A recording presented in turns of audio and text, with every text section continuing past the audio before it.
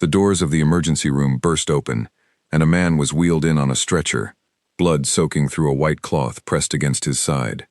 Maria Torres was already moving before the doctors called her name, her hands steady, her eyes calm in a way that made no sense for someone who had only been a nurse for 5 years. The chaos around her was loud, but inside her mind, everything had gone quiet and sharp, the way it used to when she was someone else entirely.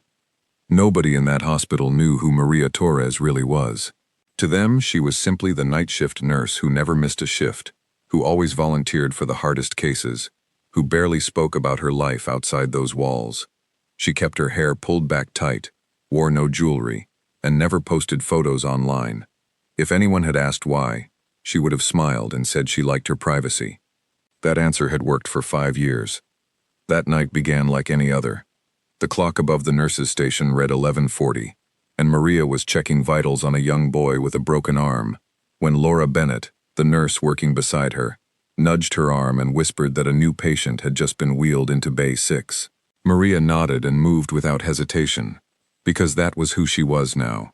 The woman who always moved without hesitation. Dr. Daniel Cole, a resident only 8 months into his rotation, watched her work from across the room. He had noticed something strange about Maria since his first week at the hospital. She stood in a way that kept her back to the wall whenever possible.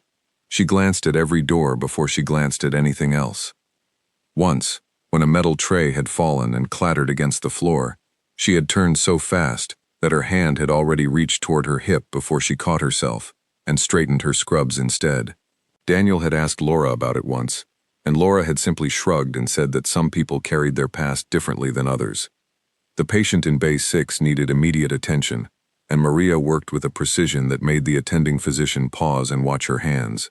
She found the source of the internal bleeding faster than anyone expected, calling out numbers and instructions with a calm voice that steadied the entire room. When the man stabilized, the physician thanked her, and she simply nodded and moved to the next bed, because there was always a next bed. 2 hours later, a different kind of trouble walked through the emergency room doors. A man in his 30s, clearly under the influence of something strong, began shouting at the front desk, demanding to be seen immediately for a minor cut on his hand. When the receptionist explained that patients were seen based on urgency, he grew louder, then grabbed her wrist hard enough to make her cry out. Security had not yet arrived when Maria stepped between them. She did not shout back. She did not threaten him. She simply placed one hand gently on his wrist, applied pressure to a point just below his palm, and the man's grip loosened instantly, his face twisting in surprise rather than pain. Within seconds, he was sitting down, confused about what had just happened to his own arm. Henry Boyd, the hospital security guard who arrived moments later, stared at Maria with narrowed eyes.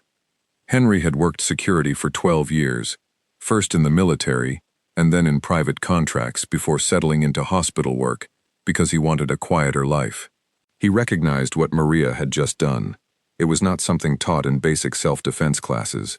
It was something taught to people trained to handle situations far more dangerous than an agitated patient. He said nothing at the time, but he made a note to watch her more closely. Maria noticed his stare and offered a small, practiced smile before walking away, her heart beating a little faster than she would have liked. She had spent 5 years building a life where nobody looked at her twice, and every slip like this one chipped away at the wall she had built around her old self. She told herself it did not matter. She told herself the past was buried deep enough that no one would ever dig it up. She was wrong, though she did not know it yet. At home, in a small apartment 3 miles from the hospital, Maria kept nothing that connected her to who she used to be. No photographs, no old letters, nothing with her real birth name. She had one drawer in her kitchen that held a single item, a small key that opened nothing in this city, a key to a storage unit 2 states away that held the only proof of the life she had once lived. She looked at that key every few months, always deciding to leave it where it was. 5 years earlier, Maria had been someone else. She had worked for a specialized unit that protected witnesses and informants in cases involving organized crime networks that stretched across borders. Her job had been to gather information from the inside, to build trust with dangerous people long enough to bring their entire operation down. She had been good at her job, perhaps too good, because the last case she worked involved a man named Diego Ruiz, a name that still made her stomach tighten whenever she allowed herself to think it. Ruiz had built a smuggling network worth more money than most small countries earned in a year. He trusted very few people, but he had trusted the woman who called herself something other than Maria back then, the woman who had spent 18 months earning a place close enough to his organization to gather everything the government needed. When the case finally closed, when Ruiz was arrested and his closest allies were taken down one by one, Maria testified against him in a closed courtroom, her true identity protected by every legal safeguard available. Ruiz went to prison, but prison did not stop men like him. His organization did not collapse the way the government hoped. Instead, it fractured into smaller groups, each one still loyal to him, each one still angry about the woman who had brought their leader down. Maria had been given a new name, a new city, a new life, and she had taken it gratefully, believing that distance and time would be enough protection. For 5 years it had been enough. She built a career in nursing, something she had once studied before her old life pulled her in another direction. She found a quiet rhythm in helping people who had no idea what she had once done, no idea what she was capable of. She told herself the danger was behind her, that the version of her life that involved gathering intelligence and outsmarting dangerous men was gone for good. That night, as she drove home past midnight, she noticed a black car parked across from her apartment building that she did not recognize. She told herself it meant nothing. She told herself the city was full of cars she did not recognize. But old instincts, the ones she thought she had buried, whispered otherwise, and she found herself taking a longer route to her front door, checking the street twice before going inside. She did not sleep well that night. She kept thinking about Henry's stare at the hospital, about the black car outside her building, about the key in her kitchen drawer that she had not touched in over a year. Somewhere, in a part of her mind she rarely allowed herself to visit, a small voice reminded her that people like Diego Ruiz did not forget, and they did not forgive, and 5 years was nothing compared to the patience of a man who had spent decades building an empire on fear and control. She told herself she was being paranoid. She told herself that tomorrow she would go to work, treat her patients, and return home to the same quiet life she had built. She had no way of knowing that somewhere across the city, a phone call was already being made, a photograph already being confirmed, and a plan already being set into motion that would turn her hospital into the most dangerous place in the city before the next night shift even began. The next morning arrived gray and quiet, the kind of morning that gave no warning of what was coming. Maria woke early, made coffee, and stood by her window longer than usual, scanning the street below out of habit rather than fear. The black car from the night before was gone. She told herself that was proof enough that her mind had been playing tricks on her, and she left for her shift, feeling almost normal again. At the hospital, the day passed the way most days did, filled with small emergencies and quiet victories. Maria treated a child with a high fever, calmed an elderly man frightened by his own test results, and helped stabilize a car accident victim brought in during the afternoon rush. Daniel Cole worked alongside her for most of the day, and by evening, he found himself asking her questions about her background, trying to piece together where someone learned to move the way she did, to stay so calm under pressure that even seasoned doctors sometimes looked to her first. Maria answered his questions carefully, giving him just enough truth to satisfy his curiosity without revealing anything real. She told him she had grown up in a difficult neighborhood, that she had learned early how to stay calm during chaos. It was not a lie exactly, just a version of the truth reshaped to hide the parts that mattered most. Daniel accepted her answer, though something in his gut told him there was more to her story than she was willing to share. As the sun began to set, Peter Lang, the hospital administrator, walked through the emergency room, reviewing staffing schedules for the following week. He greeted Maria warmly, thanking her for covering an extra shift the previous month, and mentioned that a new shipment of medical equipment was expected sometime that evening, delivered by a private contracting company the hospital had recently hired to cut costs. Maria nodded politely, her mind already moving toward her next patient, unaware that the mention of that delivery would matter more than anyone in that hallway could imagine. Night fell over the city, and with it came a stillness that settled over the hospital like a held breath. Maria stood at the nurse's station, reviewing charts under the dim overhead lights, unaware that somewhere outside, A van marked with the logo of a maintenance company was pulling into the loading dock, carrying men who had no interest in fixing anything, men who had spent the last several days tracking her every move, waiting for the right moment to walk through the doors she had trusted to keep her safe. The van rolled to a stop at the loading dock just after 10 in the evening, its headlights cutting briefly through the dark before switching off. Two men stepped out wearing gray uniforms stitched with the name of a maintenance company that did not actually exist. They moved with practiced calm, carrying toolboxes that held far more than wrenches and screwdrivers.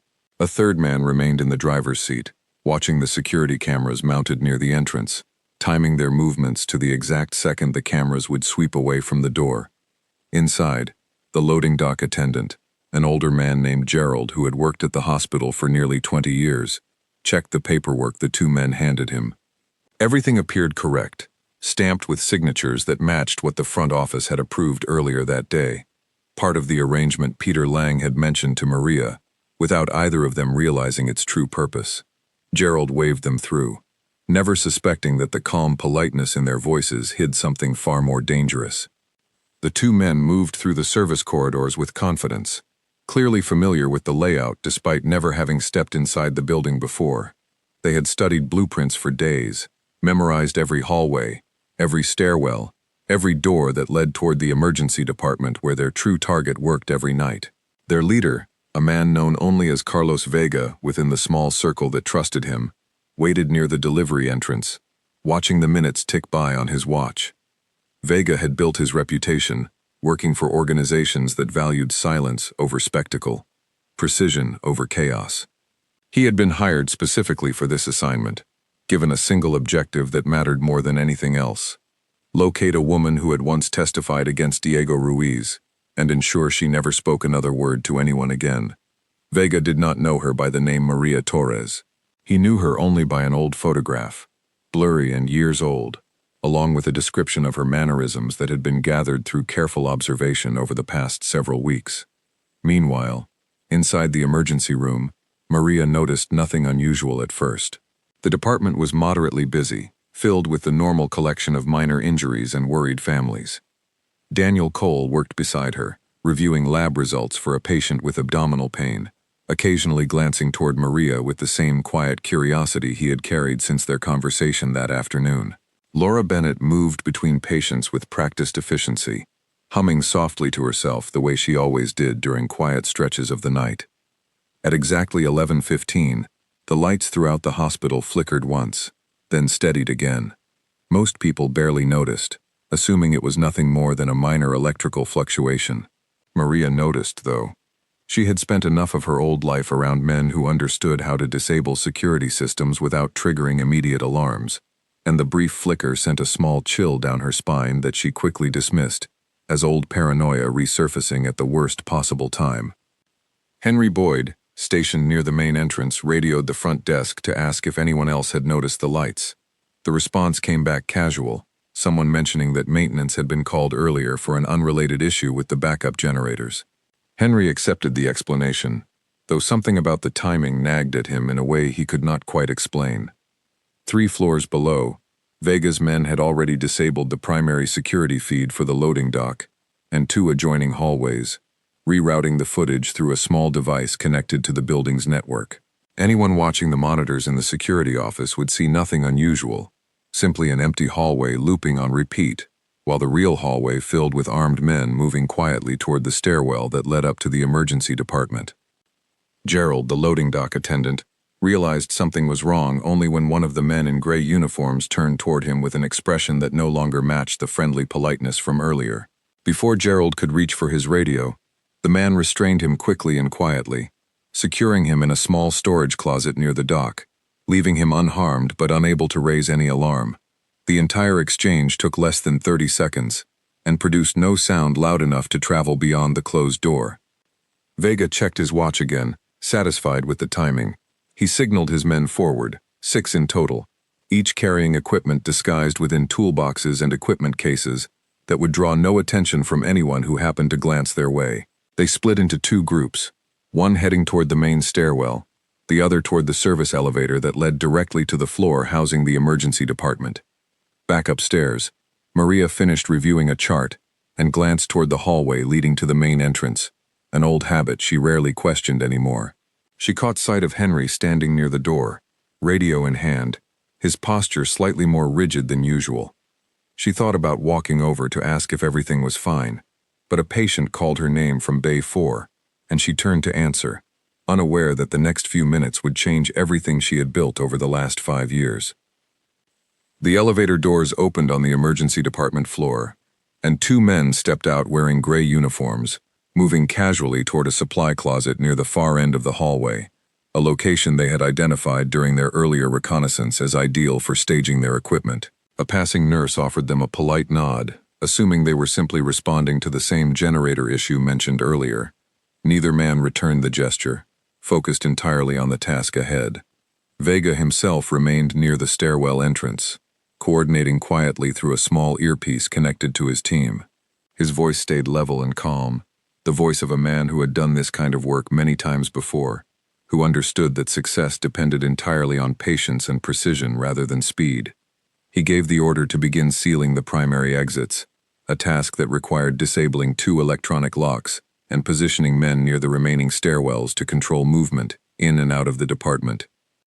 Daniel Cole happened to glance toward the hallway just as one of the men in gray uniforms disappeared into a supply closet that Daniel knew was rarely used for anything beyond storing extra linens.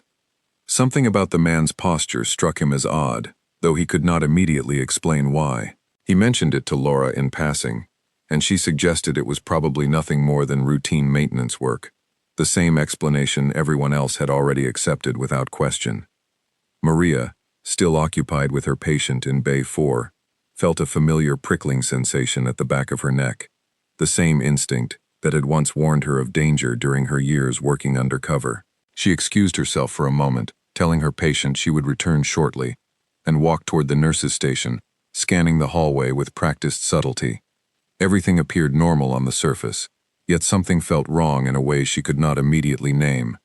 She noticed Henry near the entrance, still holding his radio, his expression tighter than usual. She approached him quietly, keeping her voice low enough that only he could hear her question about whether everything was all right. Henry hesitated before answering, admitting that the lights had flickered earlier, and that he had not been able to reach the security office to confirm the earlier explanation about the generators. That small piece of information was enough to sharpen Maria's instincts into full focus. She asked Henry to try the radio again while she quietly made her way toward the supply closet where she had seen movement earlier from across the room. As she approached, she heard faint voices from inside, low and controlled, speaking in a tone that had nothing to do with routine maintenance work. Before she could decide her next move, the closet door opened, and one of Vega's men stepped out, immediately locking eyes with her. For a brief moment, neither of them moved, each recognizing something dangerous in the other. Maria's mind raced through possibilities, weighing the risk of drawing attention against the certainty that something terrible was already unfolding within the walls of the hospital she had trusted to keep her hidden. The man's hand moved toward his jacket, and Maria understood immediately that whatever explanation existed for his presence, it had nothing to do with fixing generators or delivering equipment. She stepped back calmly, keeping her expression neutral, buying herself enough time to retreat toward the nurse's station, where Henry still stood, unaware of how quickly the quiet night around them was about to change into something far more dangerous than either of them had prepared for. Word spread through the emergency department in whispers rather than shouts, the kind of quiet unease that moves faster than any announcement ever could. Henry finally managed to reach the security office, only to hear static followed by silence, confirming that something had gone seriously wrong with the internal communication system. He turned to Maria, his expression asking the question neither of them wanted to say out loud. Maria's mind shifted instantly, old training rising to the surface after 5 years of dormancy. She thought quickly about the layout of the department, the number of patients currently present, the limited exits available, and the very real possibility that the men she had just seen were not simply thieves looking for medication or equipment to steal. She thought about Diego Ruiz, about the years that had passed, about the black car outside her apartment the night before, and a cold certainty settled over her that this was no coincidence. She pulled Henry aside and spoke quickly, telling him they needed to move patients away from the main hallway and toward the interior rooms, away from windows and open sightlines. Henry, though confused about her sudden authority in the situation, trusted the urgency in her voice enough to comply without hesitation. Daniel Cole, overhearing part of the conversation, approached them both, asking what was happening in a voice that carried more confusion than fear, not yet understanding the scale of the danger closing in around them. Maria explained only what was necessary, telling Daniel and Laura that armed men had entered the building disguised as maintenance workers and that they needed to move quickly and quietly to protect the patients currently in their care. She did not explain how she knew this with such certainty, and neither Daniel nor Laura thought to question it in the chaos of the moment, though both would remember later how calmly she had delivered news that should have sent anyone else into a panic. Within the supply closet Vega's men had claimed as their staging area, Vega himself finally stepped into the hallway, his presence commanding immediate attention from the small team gathered around him. He gave quiet instructions, directing 2 men toward the northern exit, 2 toward the southern stairwell, and keeping the remaining 2 close beside him as he began moving methodically through the department, room by room, searching for the woman whose photograph he carried, folded inside his jacket pocket. The first patients to notice the danger were an elderly couple sitting near the waiting area, watching with growing confusion as men in gray uniforms moved with unusual purpose through hallways meant only for hospital staff. Before they could ask questions, Laura appeared beside them, gently guiding them toward an interior room under the pretense of a routine relocation, her calm voice masking the fear building steadily beneath her professional composure. Maria worked alongside her, moving from room to room, relocating patients with practiced efficiency, while keeping her own senses tuned toward the hallway, listening for footsteps, watching for shadows that moved differently than the rest. She caught sight of Vega for the first time as he turned a corner near the central nursing station, and though she did not recognize his face specifically, she recognized the way he carried himself, the same disciplined posture she remembered from men who had once worked for Ruiz's closest circle. Her heart pounded harder than she wanted to admit, yet her hands remained steady as she guided another patient toward safety. She thought briefly about revealing herself immediately, ending the search before more people could be endangered. But something held her back, an old instinct reminding her that revealing herself too soon, without a plan, would only guarantee more bloodshed rather than less. She needed time to think, time to understand exactly how many men had entered the building and what resources she had available to counter them. Daniel found her near the supply room, his face pale but focused, asking what she needed him to do.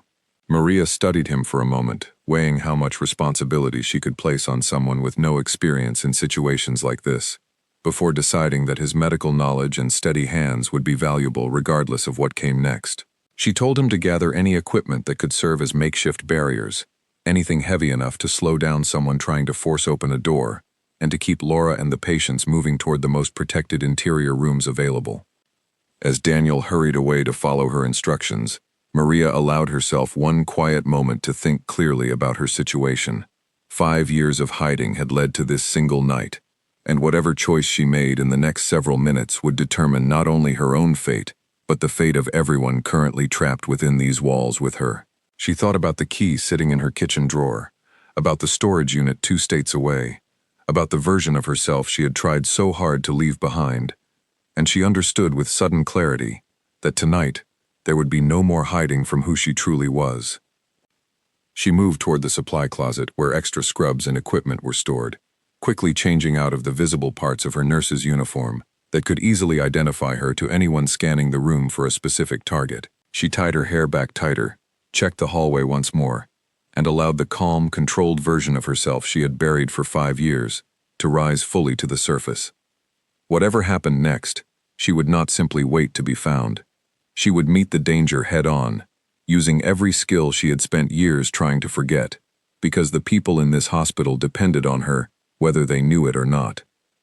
Henry found her moments later near the eastern hallway, his expression a mixture of confusion and something close to recognition, as though the pieces of a puzzle he had been quietly assembling for weeks were finally clicking into place. He asked her directly who she really was, and Maria, for the first time in 5 years, did not deflect the question with a practiced smile or a vague answer. She simply told him that explanations would have to wait, and that right now, They needed every advantage available if they wanted to get through the night alive. Somewhere down the hallway, a door opened, and heavy footsteps echoed against the tile floor, growing closer with each passing second. Maria positioned herself near the corner, her body tense but controlled, years of training settling over her like a second skin she had almost forgotten she owned. Henry stood behind her, uncertain but resolute, ready to follow whatever plan she had already begun forming in her mind. The footsteps grew louder, and somewhere beyond that hallway, Vega continued his methodical search, unaware that the woman he had been sent to find was no longer hiding, no longer running, and no longer the quiet nurse everyone believed her to be. The hallway fell into a tense silence as the footsteps stopped just beyond the corner where Maria waited. She counted the seconds, calculating distance and timing the way she had been trained to years earlier, and when the moment felt right, she moved with a speed that startled even Henry standing behind her. The man rounding the corner barely had time to react before Maria closed the distance between them, using controlled and precise movements to disarm him without allowing him the chance to raise an alarm. Henry stared in stunned silence as the man collapsed to the floor, subdued but breathing steadily, restrained with strips of medical tape Maria had grabbed from a nearby cart.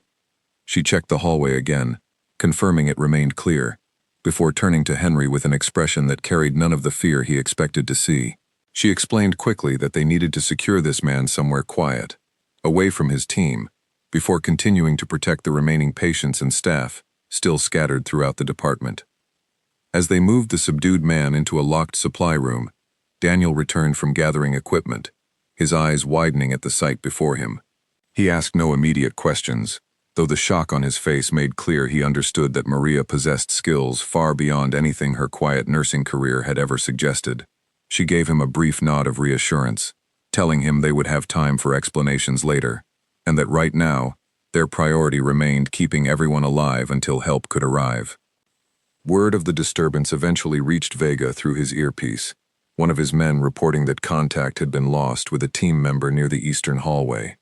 Vega's expression hardened, understanding immediately that his target had likely discovered their presence and was no longer simply hiding among the patients and staff. He redirected his remaining men, tightening the search parameters and ordering increased caution as they moved deeper into the department, aware now that whoever they were hunting possessed skills that made this assignment far more dangerous than initially anticipated. Maria moved quickly through the department, working alongside Henry and Daniel to relocate the remaining patients toward a reinforced section near the back of the building, an area originally designed for isolation cases that offered thicker walls and a single, defensible entry point. Laura joined them there, having successfully guided several frightened families away from the main hallways, her voice remaining steady despite the fear evident in her eyes. Once the patients were secured, Maria turned her attention toward disabling the remaining threats before they could reach the vulnerable group hidden within the isolation ward. She retrieved a small radio taken from the subdued attacker, listening carefully to the coded chatter between Vega and his remaining men, gathering information about their positions and movements throughout the building. The information was fragmented, but it gave her enough understanding to formulate a plan that could tip the balance in their favor.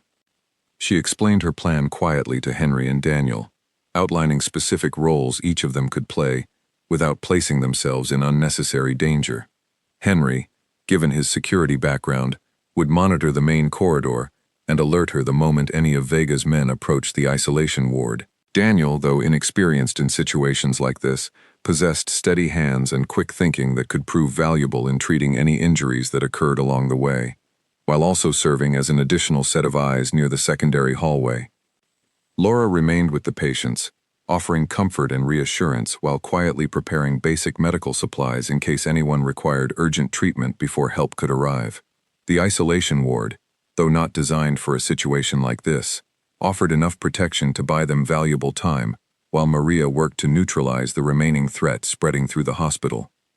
Meanwhile, outside the building, a passing patrol officer noticed the unmarked van still parked near the loading dock, its position slightly unusual for a routine delivery. He radioed the information to dispatch, requesting confirmation of any scheduled deliveries at the hospital that evening. The response came back uncertain, prompting the officer to approach the loading dock cautiously, unaware of the danger currently unfolding several floors above him. Inside the hospital, Vega grew increasingly frustrated as his search continued without success. Understanding that time remained his greatest enemy, in a situation growing more complicated with each passing minute, he gathered his remaining men near the central nursing station, deciding to abandon the room-by-room search in favor of a more direct approach, threatening to disrupt hospital operations entirely if the woman they sought did not reveal herself voluntarily. Maria, monitoring the stolen radio, heard this shift in strategy and understood immediately that innocent lives were now at greater risk than before. She made the difficult decision to draw Vega's attention directly toward herself, reasoning that ending the confrontation quickly would ultimately save more people than continuing to hide while he threatened the safety of everyone else in the building. She informed Henry and Daniel of her intention, instructing them to keep the patients secured no matter what happened next. She moved toward the central corridor, positioning herself where she would be visible without exposing herself to unnecessary danger, and used the stolen radio to speak directly to Vega for the first time. Her voice remained calm and controlled, offering to meet him without resistance if he agreed to withdraw his remaining men from the building immediately. Vega's response came back sharp and skeptical, though something in her tone told him she was exactly who he had been searching for. The confrontation that followed tested every ounce of composure Maria had built over years of training, as she navigated a careful negotiation designed to buy time while positioning herself advantageously within the hallway. Henry, watching from a concealed position nearby, remained ready to intervene the moment circumstances allowed, while outside, the patrol officer who had noticed the suspicious van began requesting backup, sensing something far more serious than a simple delivery discrepancy unfolding within the hospital walls. Vega stepped into view at the far end of the corridor, flanked by two of his remaining men, his eyes narrowing as they settled on Maria for the first time. He studied her carefully, comparing the calm woman standing before him to the faded photograph he had memorized over the past several weeks. Something about her posture, the way she held herself without a trace of fear, confirmed what he already suspected. This was the woman he had been sent to find, though she looked nothing like the frightened witness he had expected. He asked her name, his voice flat and businesslike, as though this were nothing more than a routine transaction, rather than a hunt that had spanned 5 years and hundreds of miles. Maria answered with the name she had been given long ago, the one that existed only in sealed government files, and watched as recognition flickered across Vega's face. He nodded slowly, satisfied, and reached toward his jacket, but Maria had already anticipated the movement, shifting her weight subtly to create distance between them. She spoke quickly, reminding him that harming her inside a building filled with cameras, witnesses, and law enforcement officers, already alerted to suspicious activity outside, would accomplish nothing beyond guaranteeing his own capture. She suggested instead that they step into the stairwell nearby, away from patients and staff, where they could resolve this matter without further endangering people who had nothing to do with the conflict between her and the man who had sent him. Vega considered her words carefully, understanding the practical wisdom in her suggestion, even as his instincts warned him not to trust her too quickly. He agreed, gesturing for his two remaining men to stay behind and continue monitoring the corridor while he followed Maria toward the stairwell alone.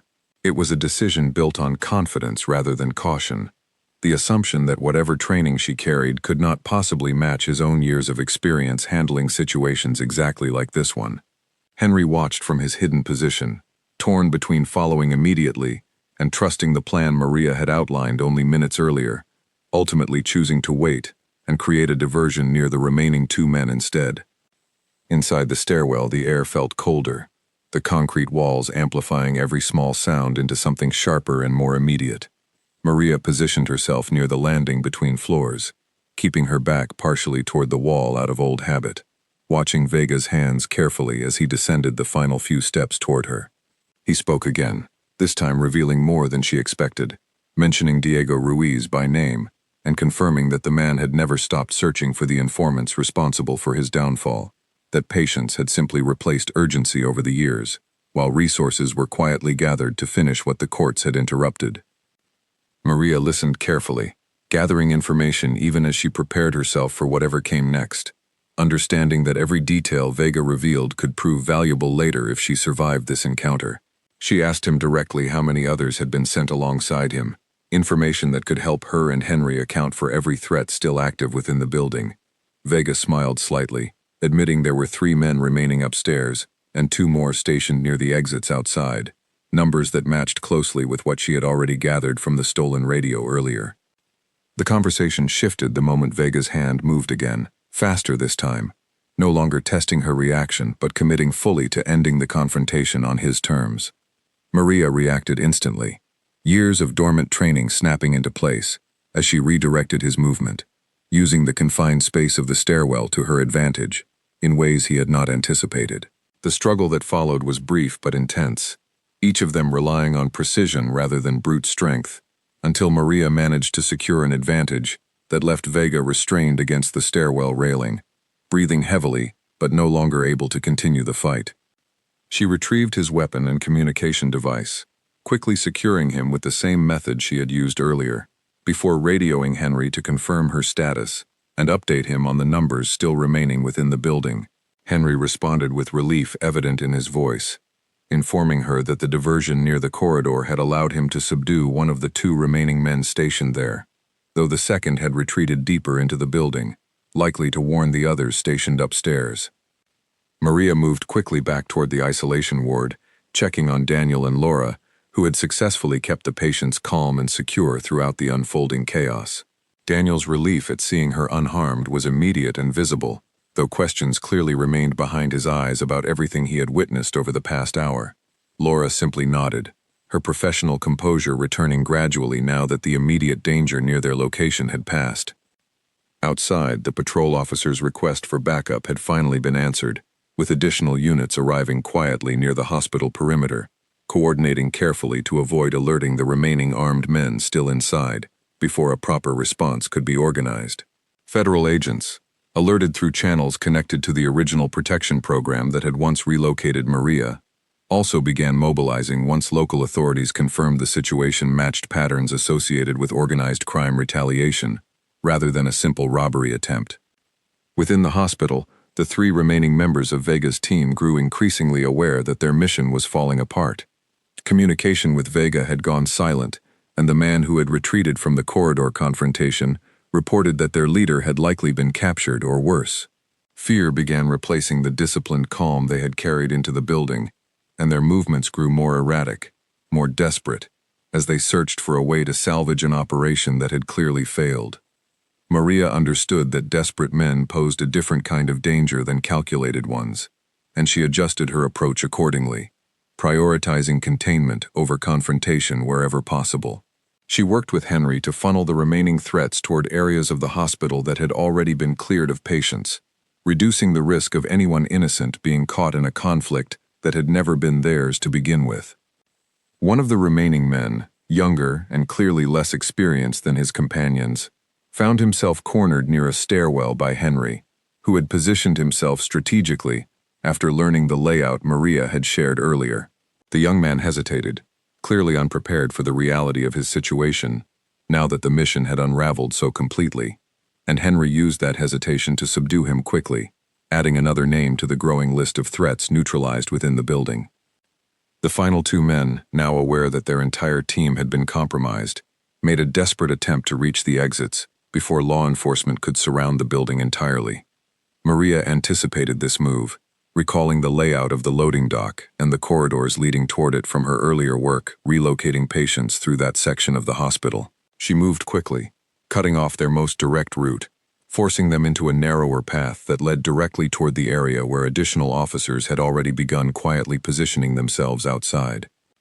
The confrontation that followed near the loading dock was brief, ending not through violence but through the simple recognition among the 2 remaining men that their situation had become impossible to salvage. Surrounded, without support, and aware that their leader had already been captured, they surrendered without further incident, allowing officers waiting outside to take them into custody the moment they stepped through the loading dock doors.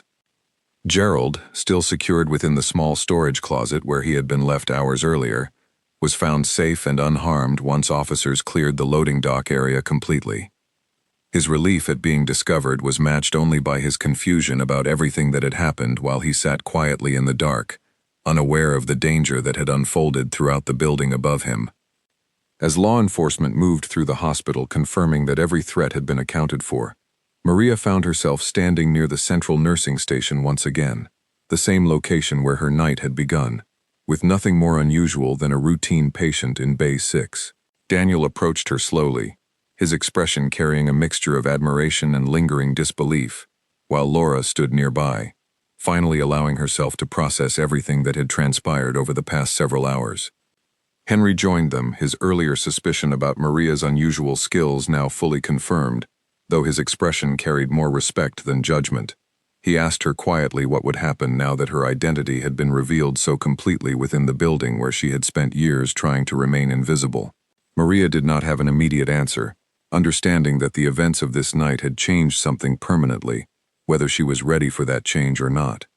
Within minutes, the emergency room filled with a different kind of activity, one led not by injured patients but by federal agents moving through the hallways with quiet authority. Peter Lang arrived shortly after, his usual composed demeanor shaken by news of what had unfolded within his hospital, though relief was evident on his face once he learned that every patient and staff member remained safe. He found Maria near the nursing station, surrounded by agents who spoke to her with a familiarity that suggested a history far deeper than anything he had ever known about his quiet night nurse. One agent in particular, a man named Nathan Cruz, greeted Maria with the recognition of someone who had once been closely involved in her original protection case. He explained quietly to the small group gathered nearby that Maria had once been a key witness in dismantling a dangerous criminal network, and that tonight's attack had almost certainly been ordered by remnants of that same organization, still operating under the direction of Diego Ruiz from within the walls of the prison where he remained incarcerated. Cruz assured everyone present that additional resources would now be dedicated to ensuring nothing like this happened again. Daniel listened to this explanation with wide eyes, pieces of the puzzle finally falling into place, understanding now why Maria had always seemed slightly different from everyone else on staff, why her instincts had proven so sharp during moments of crisis, why she carried herself with a quiet vigilance that had puzzled him since his very first week working alongside her. Laura, standing nearby, simply reached out and squeezed Maria's hand gently, a small gesture that carried more understanding than words could have offered in that moment. Vega, along with the remaining members of his team, was transferred into federal custody before the night ended, providing investigators with valuable information about the network still operating under Ruiz's influence from behind prison walls. Cruz explained that this information, combined with evidence Maria had preserved from her original case years earlier, would likely be enough to bring formal charges against several individuals who had believed themselves safely hidden from investigation for years. As dawn approached, the hospital slowly returned to a version of normal operation. Patients who had been relocated returning to their original rooms, staff members processing the exhaustion and adrenaline of a night unlike any they had experienced before. Gerald, recovered from his ordeal at the loading dock, insisted on returning to his post, despite gentle suggestions that he take the rest of the day to recover, a small act of stubborn resilience that made several people smile despite the weight of everything that had happened. Maria found a quiet moment near sunrise to step outside, standing near the same entrance where the false maintenance van had once parked, now surrounded by police vehicles and the quiet aftermath of an operation that had ended far better than it could have. She thought about the key sitting in her kitchen drawer, about the storage unit 2 states away, about the life she had built so carefully over 5 years that had now been exposed so completely within a single night. Cruz approached her outside, offering his own perspective on what came next, explaining that the agency was prepared to relocate her once again if she wished, offering a new identity and a fresh start somewhere far removed from anyone connected to tonight's events. He told her honestly that this was the safest option available, one that had protected her successfully for 5 years already, and one that could continue to protect her for as long as necessary. Maria considered his offer carefully, looking back toward the hospital doors where Daniel, Laura, and Henry stood together, watching her with expressions that carried genuine concern rather than simple curiosity. She thought about the patients she had helped over the years, the lives she had touched without ever revealing who she truly was, and she wondered whether continuing to run represented true safety or simply a different kind of prison, one built from silence rather than concrete walls. She told Cruz she needed time to think, and he respected her request, understanding better than most the weight of the decision she now faced. As the sun rose fully over the city, casting warm light across a hospital that had nearly become the scene of tragedy, Maria walked back inside, greeted by colleagues who no longer looked at her as simply the quiet night nurse, but as someone whose courage had protected them all when it mattered most. In the days that followed, investigators confirmed that the network Vega had been connected to extended further than initially believed, reaching into several cities where similar operations had been planned against other witnesses, from cases long thought closed. The evidence gathered from tonight's failed attack, combined with testimony Vega eventually provided in exchange for a reduced sentence, allowed federal prosecutors to build a case strong enough to ensure Ruiz would never again have the resources or influence to threaten anyone connected to his original conviction. Maria spent the following weeks working closely with investigators, providing details from her original case that helped solidify the new charges being prepared against Ruiz, and several associates who had believed themselves protected by distance and time. Daniel, Laura, and Henry each provided their own statements about the night's events, their accounts helping paint a complete picture of courage and quick thinking that had prevented what could have easily become a tragedy affecting dozens of innocent people. The hospital itself underwent a quiet review of its security procedures, with Peter Lang personally overseeing improvements designed to prevent similar breaches in the future, working closely with Henry, whose insight into the vulnerabilities exploited that night proved invaluable in strengthening protocols moving forward. Gerald received recognition for his composure throughout the ordeal, and the loading dock procedures were revised to ensure no future delivery could bypass proper verification so easily again. As weeks turned into a month, Maria found herself standing once again before the choice Cruz had offered her that morning after the attack. She had spent years running from her past, believing that safety meant invisibility, that protecting herself required erasing every trace of who she had once been. Yet the events of that single night had shown her something different, that the people around her, people who had known nothing about her true history, had trusted her completely when it mattered most, and that trust had proven more valuable than any disguise she had ever worn.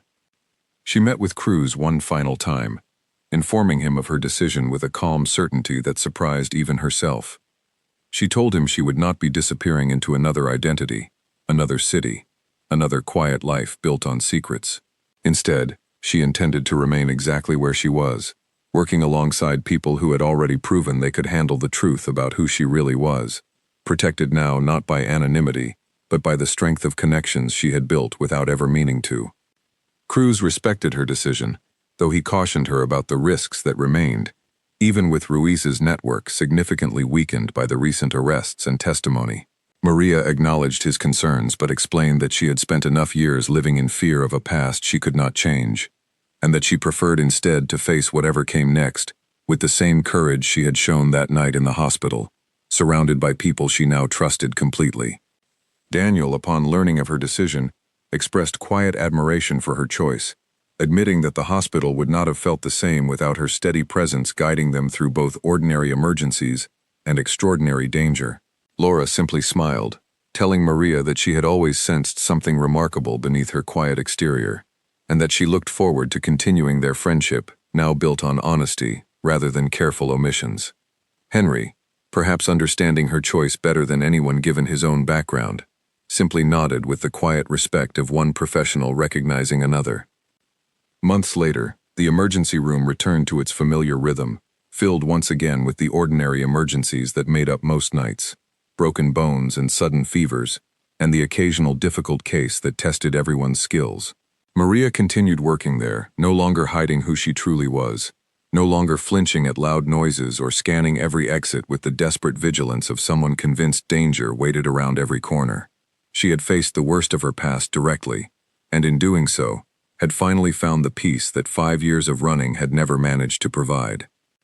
The story of that night became something of a quiet legend among hospital staff, told carefully and respectfully among those who had witnessed it firsthand, a reminder that the people around them often carried histories far more complicated than anyone could guess simply by looking at them.